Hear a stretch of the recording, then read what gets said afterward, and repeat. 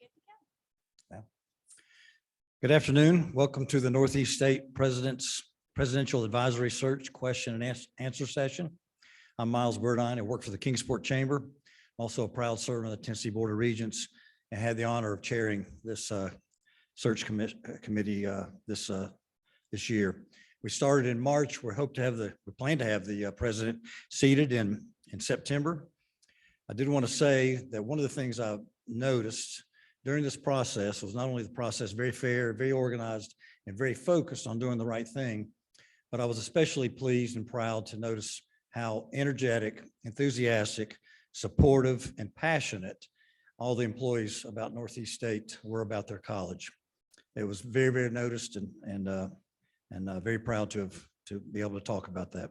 Before we get started, I want to take a few moments to talk about the structure of these sessions. We will begin by allowing the presidential candidate a few moments to give a brief introduction. I'll offer her a question that will get her started. Following the introduction, I will ask a question received from the email submissions and then take a question from the live audience. I will continue to rotate in this manner, alternating from one email and one from the audience. Those who are in attendance online may submit a question via the chat function, and those will be posed as well. The Q&A session is scheduled for 1 hour. Our candidate will be asked to keep responses between 3 to 5 minutes to ensure we're able to ask as many questions as possible within our time frame. As a reminder, if you would like to be recognized to ask a question, please indicate by raising your hand and a microphone will be brought to you. We have microphones on both sides. As questions asked should be for the intention of gaining a better understanding as to the fit and ability of each candidate to be the next president at Northeast State Community College. We thank you in advance for your respect and professionalism. With that, I'm proud to introduce Dr. Connie Marshall. Dr. Marshall currently serves as interim president here at Northeast State Community College. Prior to her role as interim, she served as the vice president of academic affairs.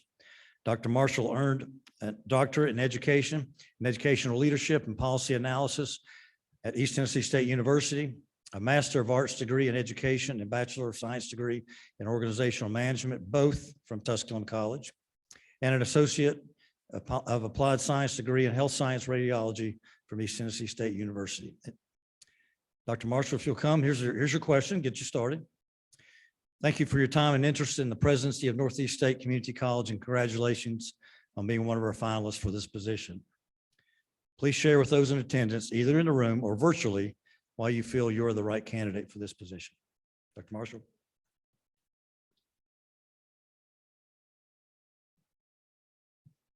Thank you so much, Miles. I appreciate that. Just a little bit about me for any of you that might not know. I've been here 23 years. I came on board with the cardiovascular program. So my first 20 years of career work was actually in healthcare, and then I came on board with the cardiovascular program to help start that up. It was an interesting process. I thoroughly enjoyed it. We started from scratch. We had no curriculum, no equipment, no books, and so we worked through the whole process to create that program. And that's really what sparked my interest in academics. As I said, I had spent 20 years in healthcare, and so the change over to academics was quite a bit of a shock, but certainly did learn to love it quickly. And the same concept of helping people in healthcare, I was still helping people here. I was still helping students succeed, helping them reach their vision of what they wanted to do, that they had set for themselves a goal in education. So it was still helping people. So I learned to love it really quickly. Stayed in that role for a while, and then transitioned into the role of the Dean of Health Professions, where I oversaw all the health professions programs. And so that was another area that I felt like I could give back to the college and to the students. And so again, I love that one as well. Stayed there for 5 years and then transitioned into the VP of Academic Affairs role. Really enjoyed that because I could outreach a little more. I could touch a little more, touch a few more lives and touch a few more students. My role I felt there was to eliminate barriers. So I was eliminating barriers for the division, for the faculty, for the deans, helping work through whatever struggles that was going on there, whether it was resources or space. So I really enjoyed that as well. Filled that role in the interim role for 3 years. And that was partly due to COVID and just the timing of everything. And then accepted that role in the real role, as I say, in December. And then in March, stepped into the interim role as president when the president abruptly left for illness reasons. So I've enjoyed this role. When I first took the role, I was not sure that I wanted to apply for the job. But the more I did the job, the more I realized I've got a lot to give. I've got a lot of leadership to give. And I feel like I can fill the role. I know the history of the college. I know the internal workings of the college, and that's a good and a bad thing. I know the positives, but I can also see a few negatives here and there. Not many, but just a few. So I feel like I know the inside of the college already.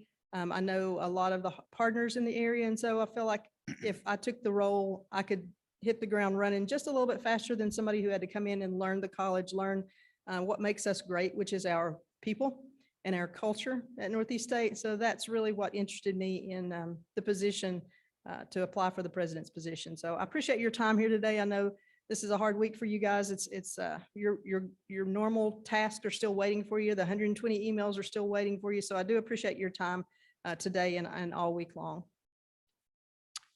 Thank you, Dr. Marshall. And if you remember, I'm going to read a question right now, and then we're going to go to you as the audience. Please discuss your experience with shared governance at the community level, community college level, and how you see faculty and staff's role in that model. Absolutely. Thank you for the question. Shared governance is more than just saying that. It is making everybody feel respected and everybody feel valued. So the leadership team of the vice presidents, the leadership team is also for the college, or should be, the faculty senate and the staff senate. So anything that's going on within the college, you're going to get input from both of those areas. And so it's not just lip service to say that, it's more of actually listening to those folks. They see things, they're subject matter experts in their area, so they see things differently than I do. They have the insight on things that I may not have the insight on. So it's another set of leadership for the college where we can gain input. So it's more than just words, it's action. It's actually listening and communicating. Thank you, ma'am. A question from the audience. Got microphones on both ends.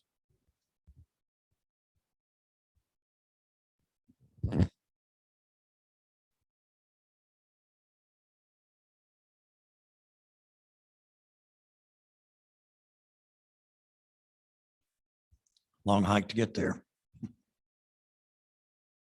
Good afternoon. Good afternoon. The success of our students and the growth of our college can be affected by partnerships with regional industries. With that said, how would you be visible to and build relationships with our industry partners and potential industry partners? Absolutely. That's a great question as well. As the president, you need to be the face of the college. Those partnerships are very important to us from a lot of different levels, not only what input they give us. Our industry partners serve on our advisory boards for a lot of the programs. So not only what do they give us, but what do our graduates give back to them? So what do we need our graduates to have? What knowledge, what skills, so that they can be employed by those industry partners? So that partnership is vital. It's important that we let those partners know just how important that partnership is, how important that communication is. And I know I say communication a lot, and I will say that you cannot over communicate too much, but it is vital. It's the basic touch point of everything. So the industry partners, the community partners, those are very important to us because that's where our students are going to end up. So it's important to us to build that foundation for those students to graduate and to go into the workforce.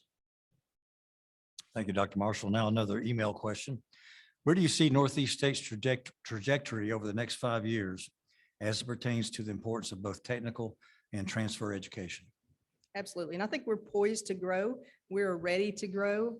It's been a few, we've had a tumultuous past. Nobody's going to disagree with that one. We've gone through some tough times, and then there was COVID, as everybody says. Then there's COVID. So we've gone through some tough times, and I think we are ready. We are poised with our portfolio of technical and transfer students.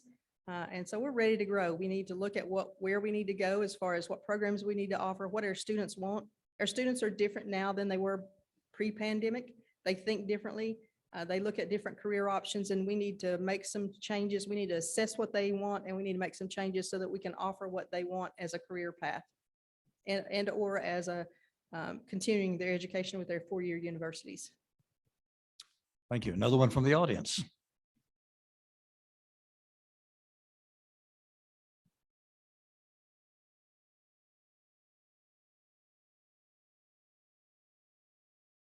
Hey, Dr. Marshall, I'm sitting here trying to think of a question, but so many of us know you. So this is something I wish I'd asked this morning of you. Can you think of a specific example? I mean, you unexpectedly went into the role of interim president, just unexpectedly. Is there something, a specific example you can provide of something that you were proud of, like something you just didn't see coming, that you are like, oh, look, I did that as president, as interim president? I'd love to hear that. It was an interesting time, and I use that word interesting with air quotes. It was an interesting time in that it was a sudden, it was an abrupt. There was nothing wrong with what happened. There was nothing, I'm not saying anything negative. That's just the way it was. What I'm most proud of is we took 5 minutes to assemble the leadership team, the vice presidents, and then we went in and let them know this is what's happening. What do we need to do to make this happen? How do we affect this change? Who do we have to let know? Who do we have to let know that the president's changing? And after about 3 blinks from the vice presidents, they jumped into action. They blinked at me a few times and then they're like, okay, here's what we do. And so I think we worked together as a team. It was a great time of bonding. You might call it trauma bonding, but it was a great time of bonding where we worked through everything that needed to happen. We were able to get the college where it needed to be. We were able to let the accrediting body know that this is a change. This is what's happening. And then the second part of that is that we all agreed that we needed to go back into our respective areas and let everybody know, because it's the worst thing to find out somebody else knew and you didn't. So that was the communication that we all agreed on, is we all need to go back to our areas and let everybody know what's going on, but also let everybody know that it's okay. We are not, nothing bad is happening. We are status quo. We are moving forward. Just keep moving. We're Northeast State. You can't knock us down. Thank you. Another one from email. From your experiences, how do you feel Northeast State should best determine its ratio of online to on-ground learning moving forward? That's a great question, and that's not a question that's easily answered. And when we came back in increments from all online to where we are now. We set a mark of 50% online, 50% on ground, and that was kind of where we aimed for, because we didn't really know what students are going to want. And again, they are different than they were before. And so that was a goal that we set, and then you adjust as needed. So the students say to us that they want on ground, but then they register for online. And so there's that fine line, that balance of how do we make that, give our students what they want, but also provide those wraparound services to help stabilize those students and help them be successful in whatever mode that they have chosen. Thank you. Another one from the audience.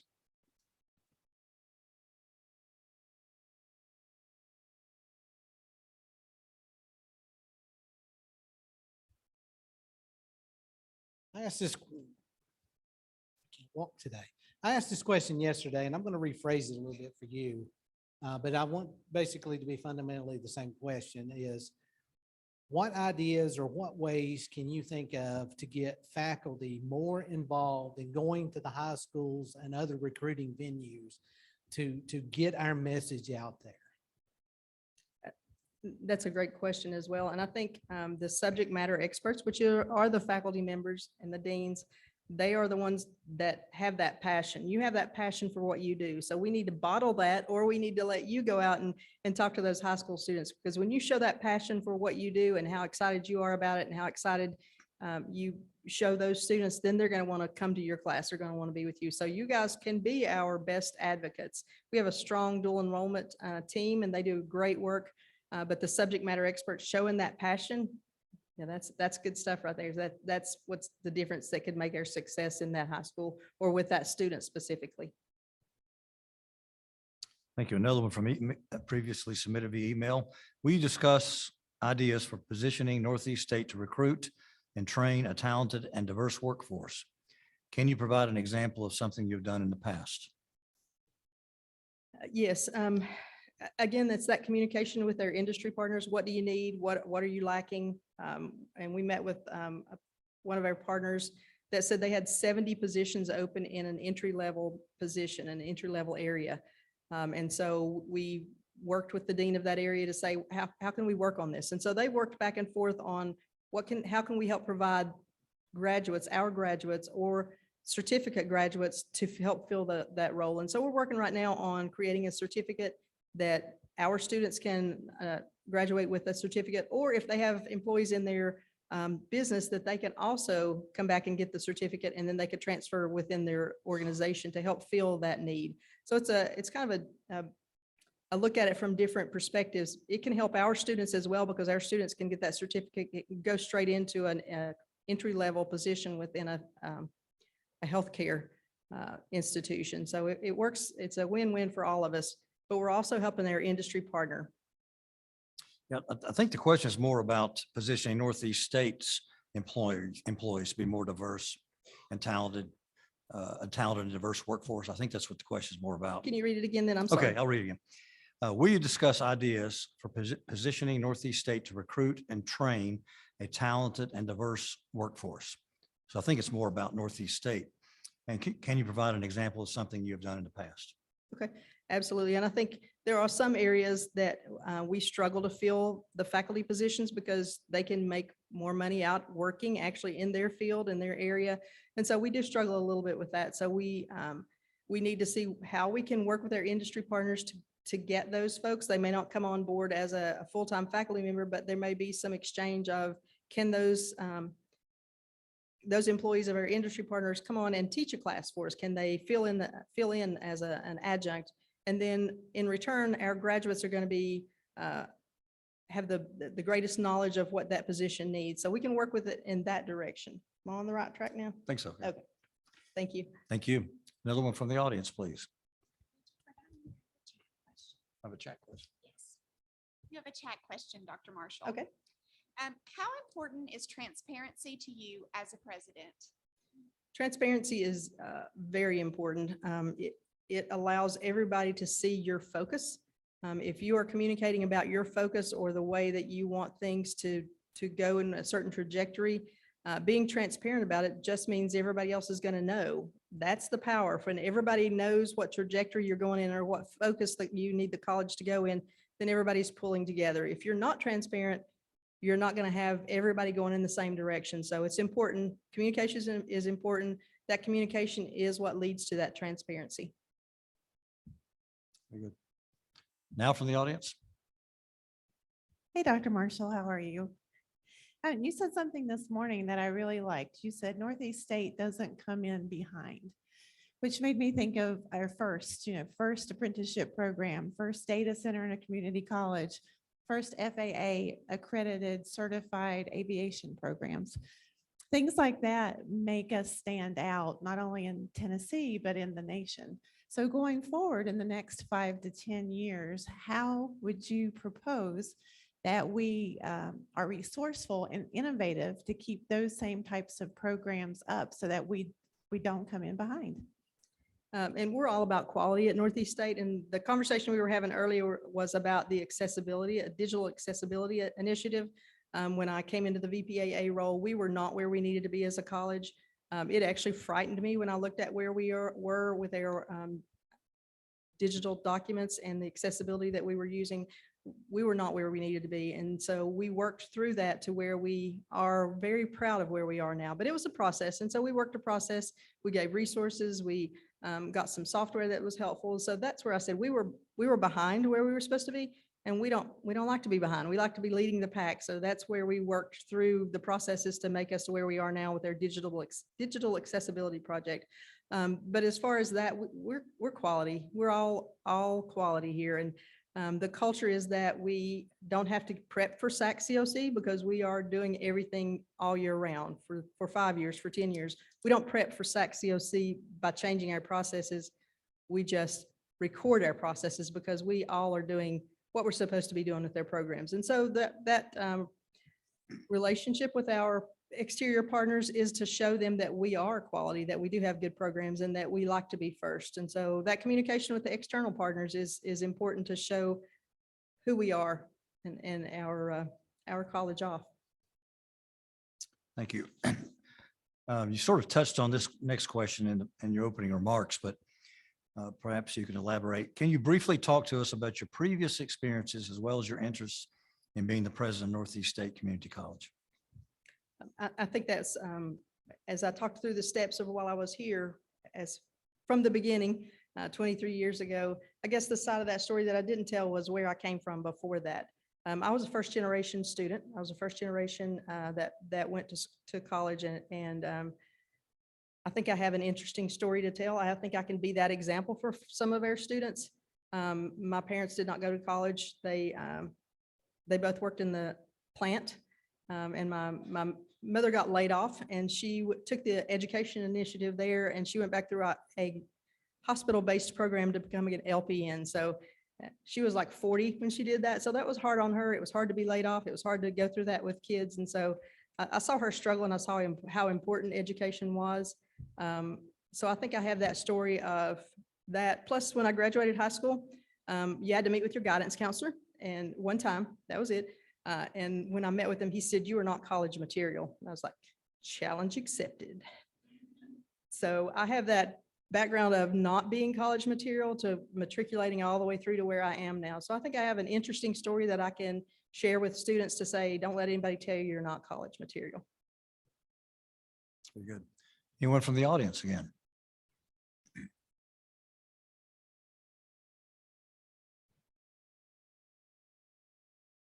I think Dr. Farrell gave me some language for this question.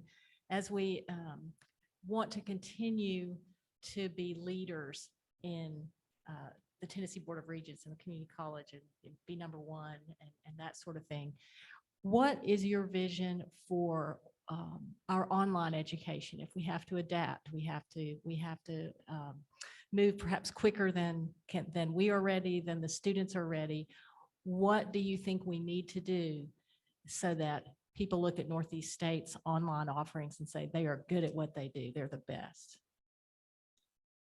Again, I think it's those wraparound services. I think some of our students are, they want to be online students. We have some great faculty members who have done a huge amount of work to make those courses digitally accessible. There are also some our faculty members who are great online instructors. And so we have leveraged some of that in the CTL in that we have them teach sessions on how to be that exemplary instructor in an online course. I think we have some great examples here at the college of of some great faculty members. And I think we just need to leverage that and those wraparound services. Those students think they know what they need, but they often don't have the skills they need. They don't have the time management. They don't have the study skills. And so those wraparound services are important. That frontline ARC, those advising resource center, those are the frontline student facing people that are going to help us. They're going to let us know what these students are saying that they need assistance in, or they need some extra assistance. And we can hopefully provide that wraparound service for those students. But we are going to have to think a little differently. That's for sure. You have a chat question. What is your philosophy and plan for remote work, considering the different types of roles our staff and faculty have around the college? I think everything is different after COVID. Post-COVID world is just different. We all think differently.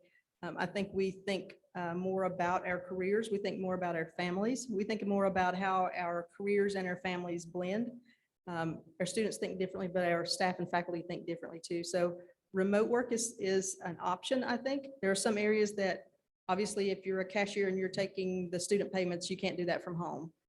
But maybe there's sometimes when you're not working at that window, maybe there's some ways, and that's just one example. I think we need to think differently about it on how we can help our staff and faculty meet their needs as well. We're meeting the needs of our students, but also the needs of our faculty and staff so that you are happy when you are here. Any other from the audience?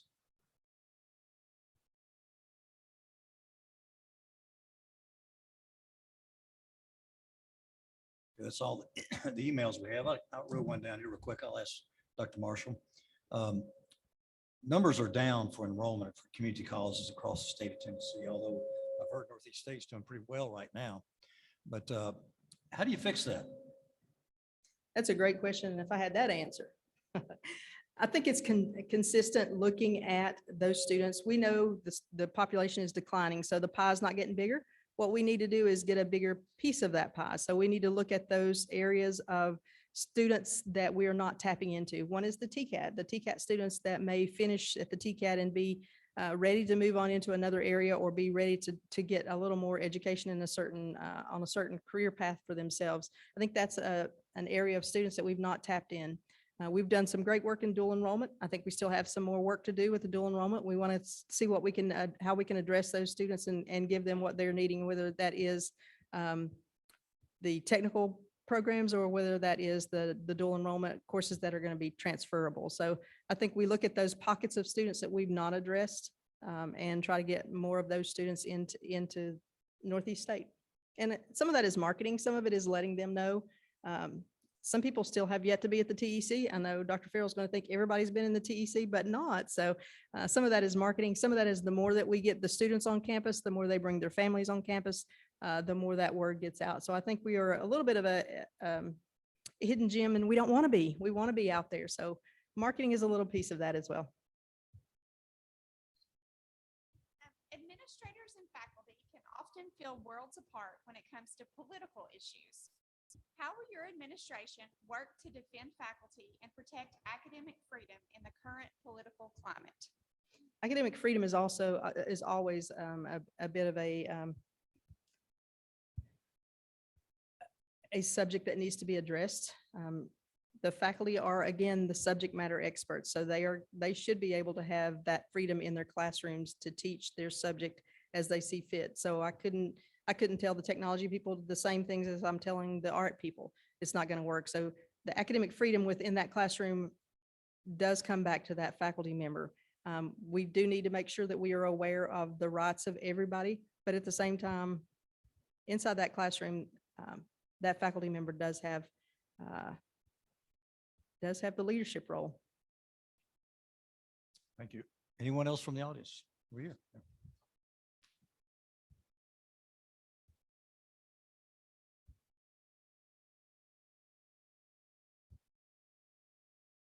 Some Jeopardy music while they're walking.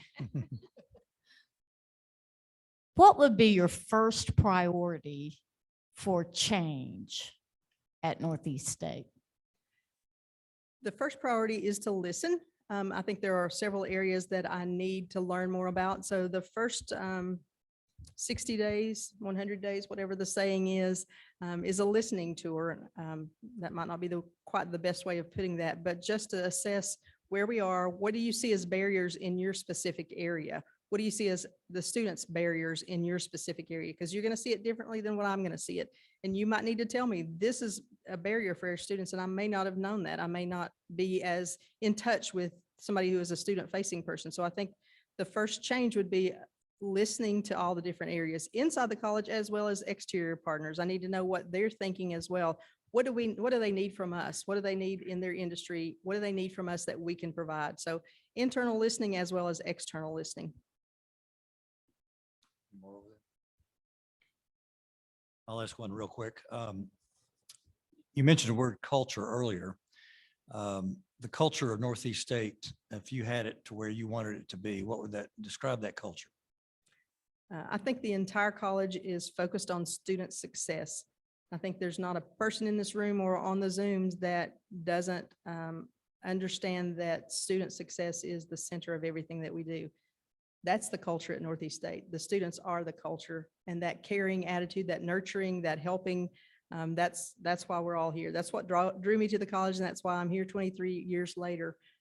It's a culture that you can't beat. It's a culture that you don't see on all colleges. You see it more in a community college than a four-year university, but you don't always see it on all community colleges. And I think that's what the specialness about us. I agree with that culture.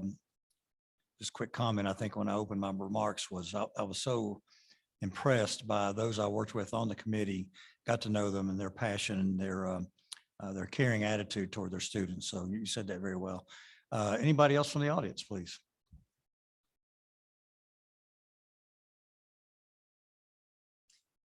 Dr. Marshall, you've talked about a lot of issues today. I would like you to tell us what you see as the most challenging issue for you when you start as president, and then also in 5 years, and then where would you see yourself in 5 years. We've been through a lot of presidents lately.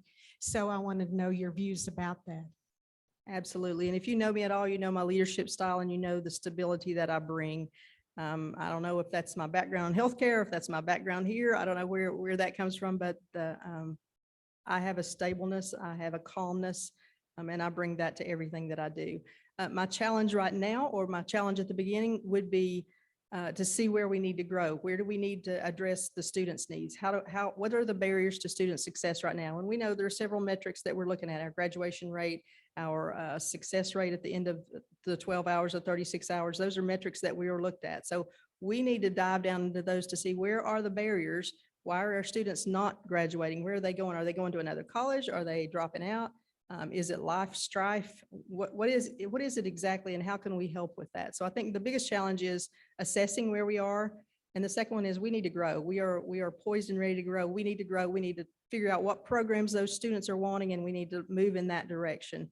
And so I think that's the biggest challenge, is wanting to grow quickly, wanting to offer programs, wanting to offer things that the students are looking at now for a career path.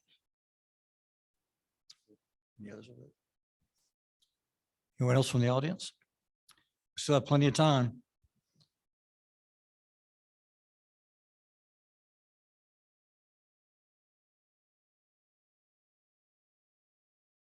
Hello, Dr. Marshall. You mentioned new programs in your last comment. If you had the opportunity to implement any new programs that you wanted, what would you be interested in implementing? The programs that I would be interested in implementing is what the students want. That's where we need to see, what do the students want? We've got a new grant for the electric vehicle and the battery program. So I'm excited about that one, because I think that's going to attract students as well. Once we get that word out that we're working on this and that we're going to offer this, I think that's going to attract a whole group of students that we haven't before. I have another area that I've looked at in healthcare that I think general ultrasound, we don't offer that. The place that students have to go to is Chattanooga. There's nowhere close by that is offered. So I think that's another one that we need to look at. But really and truly, we need to decide what the students want. It's not what Connie wants, it's what the students are looking for. If we're saying what the students want, is there also a link to what the employers need? How do we connect that? And that's consistent communication. I think that's the biggest thing that we can do with our external partners, is be there. The president needs to be the face in the community. They need to be asking those questions of our industry partners. What do you need? What can we supply that you need? How can our students go into your workforce? What are they lacking that they're not ready for your positions that are open? Because at the end of the day, that's success for us, is when our students graduate and go into the workforce or transfer into the four-year university. So the same way, we need to communicate with our partners to see what do they need. How can we assist you with what your gaps are? We need to be talking with our four-year university partners to see, why are our students not articulating? Why are you not accepting all of our credit? How can we fix this? How can we remove that barrier so the student transfers with all of their credits? Back to the audience.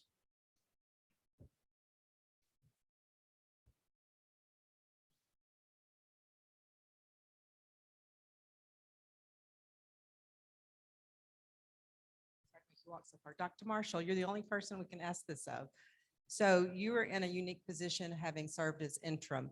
So two-part question: what is the biggest surprise, good or bad? And what have you taken from this experience that would launch you into successful presidency? Not a surprise, but a pleasant happening was that everybody stayed calm, that everybody moved from where we were that morning into the end. By the end of that week, everybody was calm. Everybody was going about their business. We were letting the external partners know we are still good. We're still moving forward. We are not in a negative situation here. We are still in control, and we are still providing our students what they need. We're providing our communities of interest what they need. So I think it was a pleasant surprise that by the end of that first week, and definitely by the end of that second week, there wasn't any conversation. We were just going about our business, doing what we normally did. What I'll take from that is the strength of this college, the resilience of this college. Like I said, we've been through some tumultuous times. We've been through some low times. Then there was COVID. And then, so we went through that and we survived that. And now we're ready to thrive. You know, we're ready to grow. We're ready to thrive and be an even better college than we are now. Anyone else from the audience?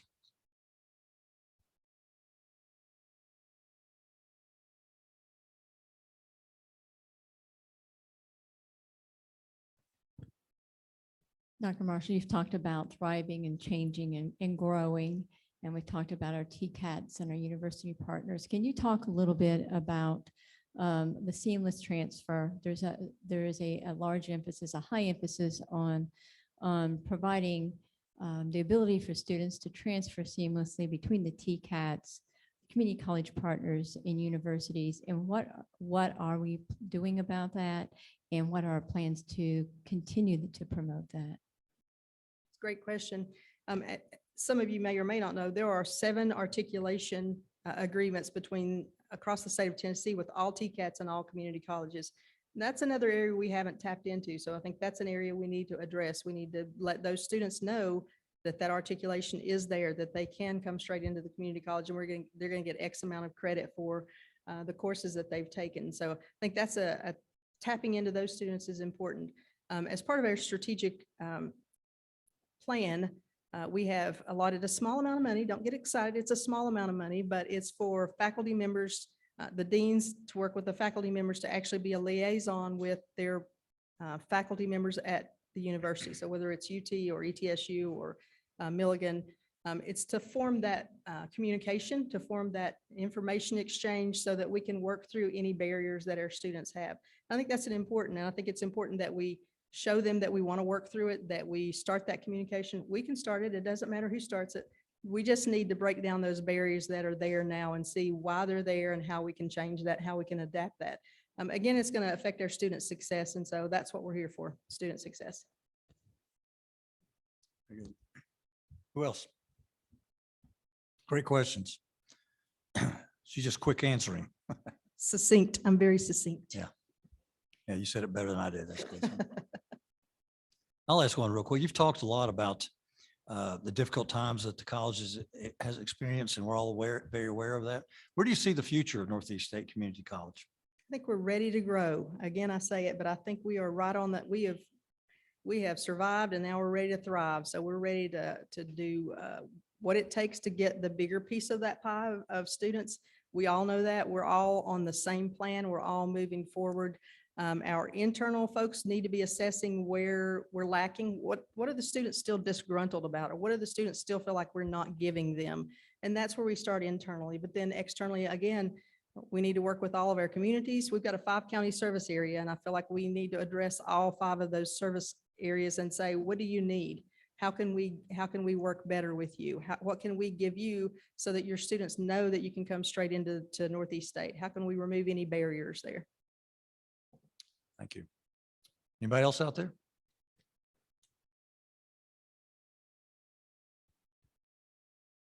Dr. Marshall, what do you see as the role of the president of Northeast State?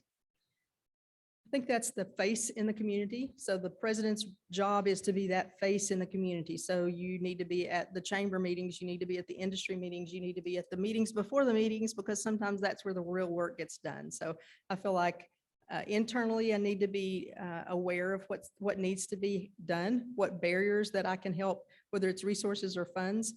How can I remove the internal barriers? But at the same time, I need to be the face of the college out there in the communities to say, here we are, we've got this to offer. Did you know we have this? Have you been to the TEC? Just to advertise us with the quality college that we are.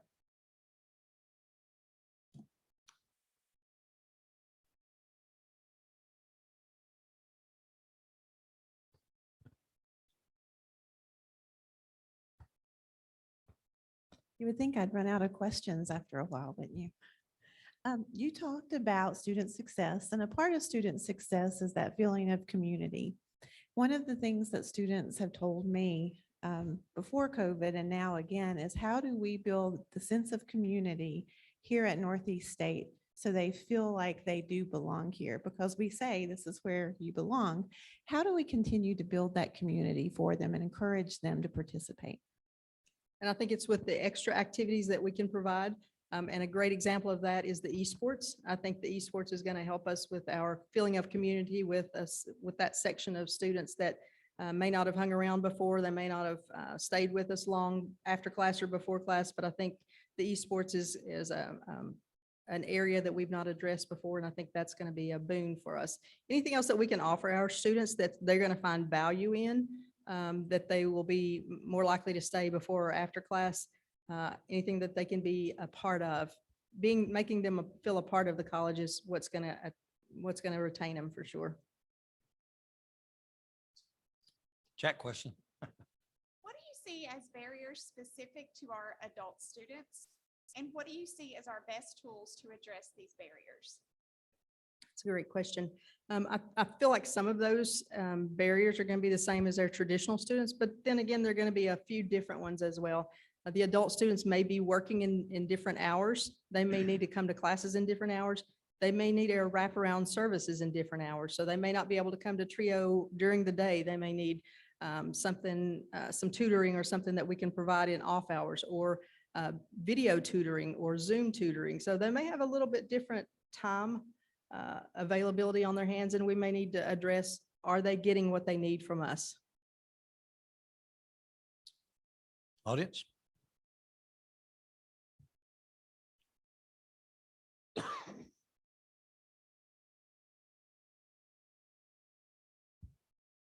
As a faculty member, one of your very best qualities is your approachability. I really like that. Thank you. For students, what is that? How are you going to foster that approachability and that visibility on campus? Being there, being present, being where the students are, helping them to feel like they can approach. I don't know of any student groups that we have now that meet with the president. There could be, I've just not done it since March the 8th, but I'm not saying it's not there. But I think that's an important concept, is meeting with student groups, or just being where the student groups are, whether that's Subway, whether it's the esports, the library, wherever it is, just making myself available when they are on campus. And again, that's hard to do because they're on campus at different hours, but I think that's important to let them see me and that communication. I have a question for you. You are our only internal candidate. And so as such, what do you think are the advantages that affords you? I think that's the timeliness. I know the college, I know our strengths, I know our special culture. And I feel like my history here at the college is going to set me on a trajectory to move faster. It's going to take probably a year for a new person to come in to discover the culture, discover what our strengths are, and to see just how great we are, and then to make those communications and those relationships out in the industry and the communities. I have half of that, and I have part of that. I've also, since I've been in this role, have met with several community partners, industry partners, just to make sure they understood we're fine. We're nothing bad is happening here. We are still continuing to work just as we did before March the 8th. So I've made some connections there, and I think the more that I can do that, the better off it is. So I think the timeliness of, I can start the growth faster. I don't have to learn the culture. I don't have to learn the community partners. I can start that growth quicker, which is what we need to address what our students' needs are and how we get more students attracted to us. Take me through what would happen when you went to go call on an industry. You had a conversation with an industry. How'd that conversation go? What did you say? What were the results? That I've already met with? Or what happened in the future if you didn't? Okay. And I've met with several, and they were pretty much just a cold call to say, this is who I am. You probably know, you probably read the news that we've had a president's change. This is who I am. I value our partnership. Northeast State values our partnership with you.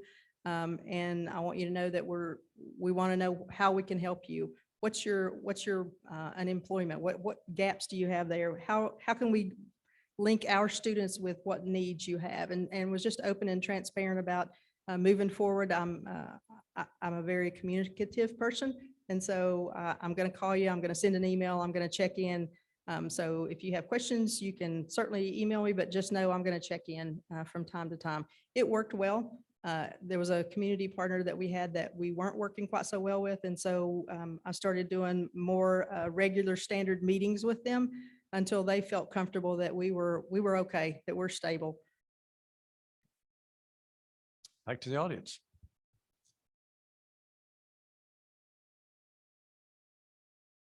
Okay, talk about fundraising. Do you like to do it? Doesn't everyone? Yeah. Fundraising, again, that comes back to the president. That's the face of the college. So that initial fundraising, that initial meeting, that is the president's job to go out there and to start that communication, start that that ask. Basically, it's the ask. And so that comes back to the president. That's my job as the president to be in those spaces where I can fundraise. And it's easy when you're fundraising for your students. It's all about the student success. About the fourth day in this interim position, there was a family that was coming to meet. And so I didn't really have a clue what I was supposed to do in that, but went in there anyway, and basically just sat down and said, these are how the students can benefit from you giving an endowed scholarship to us. This is how the lives of these students can be transformed and their families' lives can be transformed. And it ended well.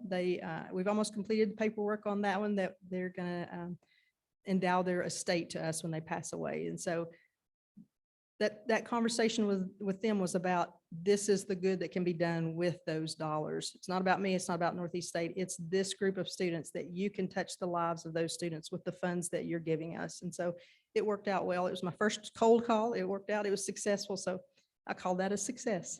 It's good. Back to the audience.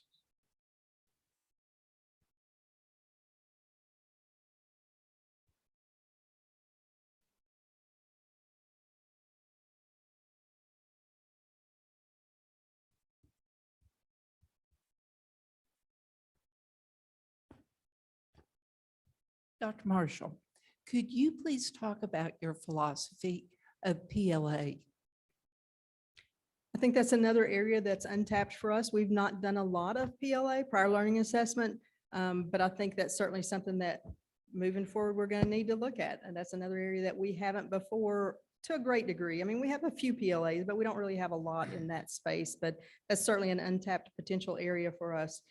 That's helping the success of the quicker success of those students. So they're going to come back with some skills. They may be out there doing the job. They've been working in it for 5 years. Why would they need to take an entry-level course in that particular field if they've been doing it for 5 years? So I think that's something we need to look at along with the guidelines from SAC COC and the TBR guidelines, of course. But that's a space I think that we need to grow in. Thank you. Apprenticeships, Northeast State's reputation across the state, actually across many other states, is really remarkable and very positive. Is there an opportunity to expand them, and why are they doing so well? I think that's a space that we have grown into, and I think we had some good leadership in that area, and we're going to continue that leadership in that area that meets with those industries. And we have some great folks at the RCAM that meet with those industry partners and say, this is what we can give you in an apprenticeship. This is how this works. We set up the whole thing. We do all the work. You get all the benefit. And so I think just explaining how the apprenticeships work, sometimes that's all it takes. Sometimes the industry partners didn't know that to begin with. So we have a strong group of people at the RCAM that do a fantastic job in that field itself. So I think we're positioned, again, we're moving forward with that one. We've come a long way and we are ahead of a lot of areas, but it's because of the folks that work down there and the folks that have that subject specific knowledge, and they can transfer that to the industry. They can talk to the industry and tell them just how seamless that can be. Thank you. Back to the audience.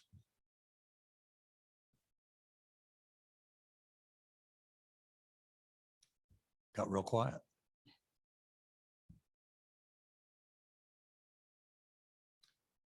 Okay, I'll continue on.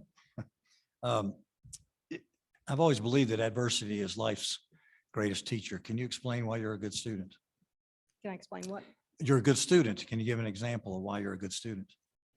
A good student. I'm a good student. Okay.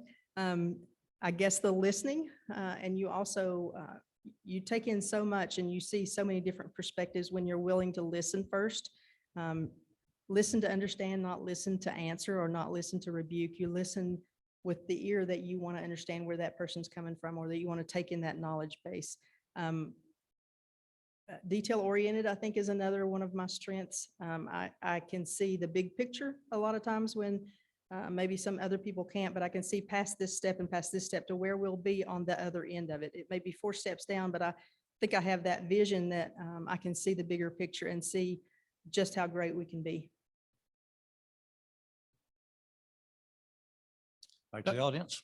Dr. Marshall, could you discuss your thoughts behind the importance of involving the faculty here at the college in academic-related decisions that are going to affect the entire college?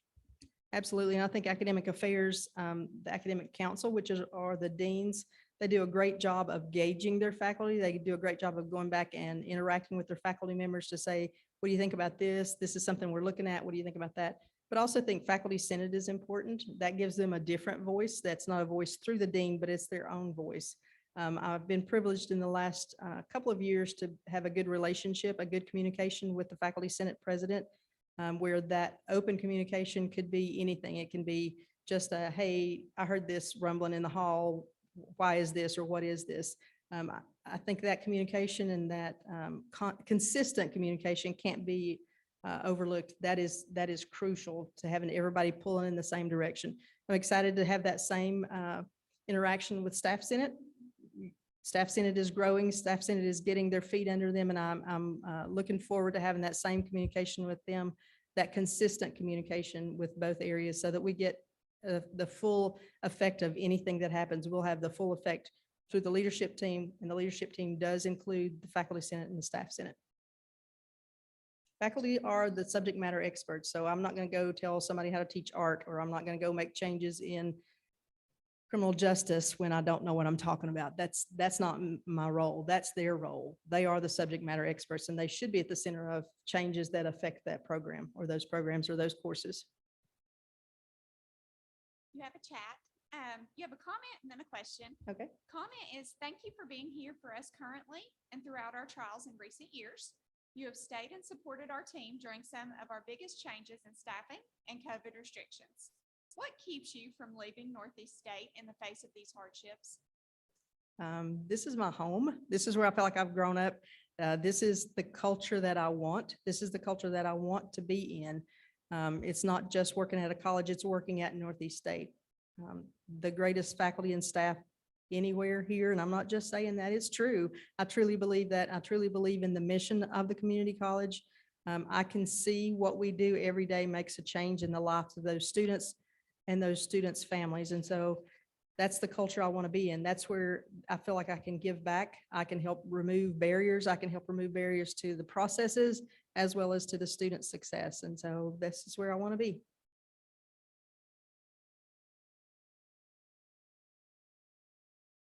No. It says faculty and staff represent the college and address students' progress and any problems that they have, therefore making it possible for students to be successful. In what ways do you find that you can and do support your faculty and staff in working towards student success? Absolutely. That is something that I feel like the president's role is, again, removing those barriers. And that's been my role in every leadership role that I've had here at the college, is to remove barriers. How can I help remove whatever is the obstacle in the path of that faculty member or that student, either one? If I help remove barriers for the faculty for the teaching the courses, then that's just going to free them up to make sure that they have the time to address the student needs and the student issues. So that's a trickle down. If I can remove the barriers at the higher level, then that's going to allow the faculty more time to interact with those students, which is going to make them more successful. Back to the audience.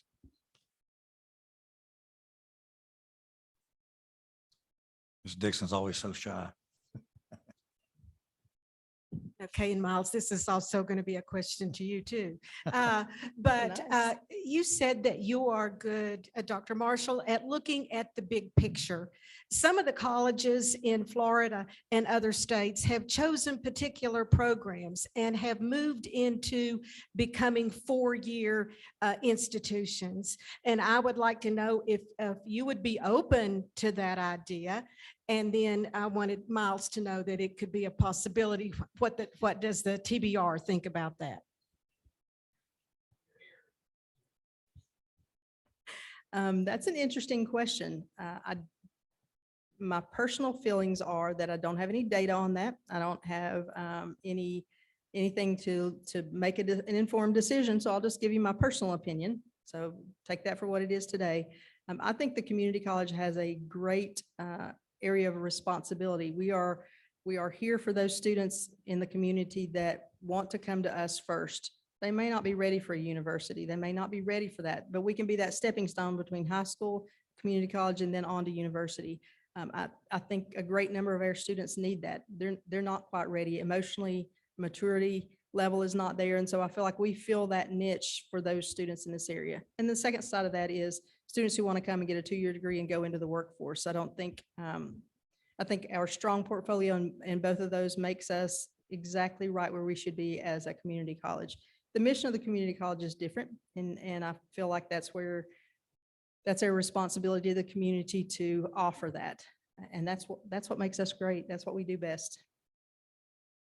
And to answer your question, TBR, I don't recall having that conversation.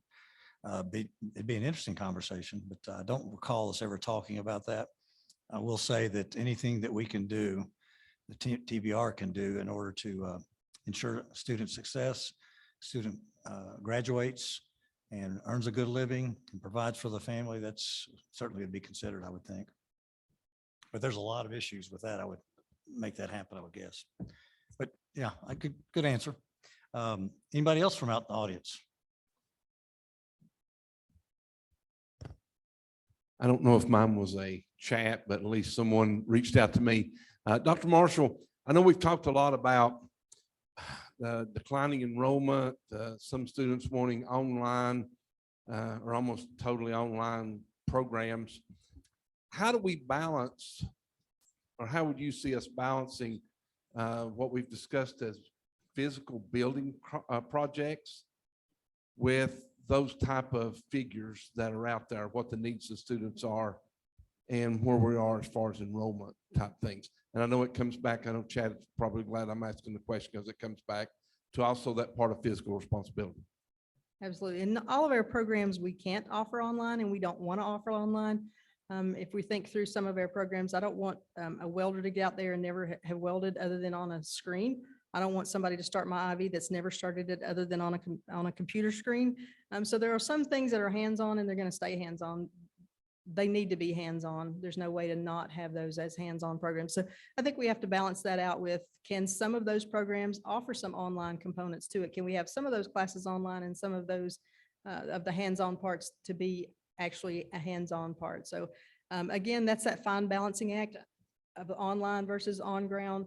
I think that's a classic question. I think that's something that colleges all across the nation are addressing right now, is how do we keep that balance of offering the online and the on-ground classes? And I think we're going to have to keep asking our students. We're going to have to keep asking them what they want, what they need, offering those wraparound services, and then just assessing, using the data, digging into the data to see what's working, what's not working.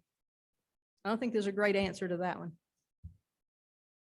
Thank you, Dr. Marshall. We've got about 3 minutes left, and unless somebody has one from the audience, I'll ask her something real quick. Anybody else from the audience? Okay, picture this room full of regional high school students, Dr. Marshall. What would you say to them to encourage them to attend Northeast State Community College or to improve their future? I think I would probably say little, but I'd bring some of these faculty members up that have the passion for their programs and have the passion for the classes that they teach. I think that says volumes. Their passion are what attracts those students. So I would say little, but I would bring up all those people that show that passion. I'd also bring up Chris Demas, and I don't think he's in here, and he could just say esports, and that's going to get about half of them right there. Well said. 2 minutes left. Would you like to give closing remarks? Thank you all for your time. I know this is a grueling week. I know this is hard for you because you're going back into your offices where you've got 120 emails now waiting on you, or you've got things that you've got to sign. And I do appreciate your time. This is an important process. This is an important position. This is what's going to be our trajectory for the next few years. And so this is vital. This is not something you want to get wrong. You want to get it right. So I do appreciate your time. I appreciate the great questions, the thoughtful questions that I've received today.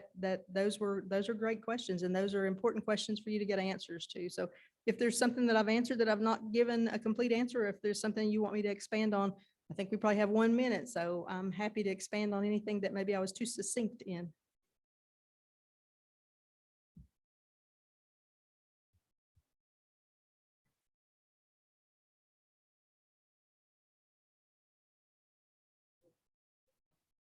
learning. And I don't know if there's any hurdles to this or not, but if we start focusing on more online learning, what are your feelings on trying to expand our reach beyond our normal service area with these online classes to get a bigger population? And that's certainly something we can do. The online, we don't have the limits. With our service area, we have to stay within, pretty much within our service area, 5-county service area with what we offer on ground. But online, well, the sky's the limit. So if there's something that you know specifically or you have an idea about, please pass that on to your dean and that'll come on up to the president's side. But we're open to do any type of marketing that's going to talk about online courses as far as not in our service area. We're free to do that. And that's an interesting concept. So be glad to talk about that a little further. Thank you, Dr. Marshall. This brings us to the end of our presidential Q&A. I want to thank you for participating and taking an active role in choosing the next Northeast State Community College president. You are invited and encouraged to participate in a survey about each finalist as a means to give feedback. The link to the survey will soon be available on the webpage where you access the live stream. You can also go to Northeast State's website to access the link there. Chancellor Flora Tidings has assured me that she will read all of your feedback before she makes a decision. Thank you. Thank you. Thank you for your time.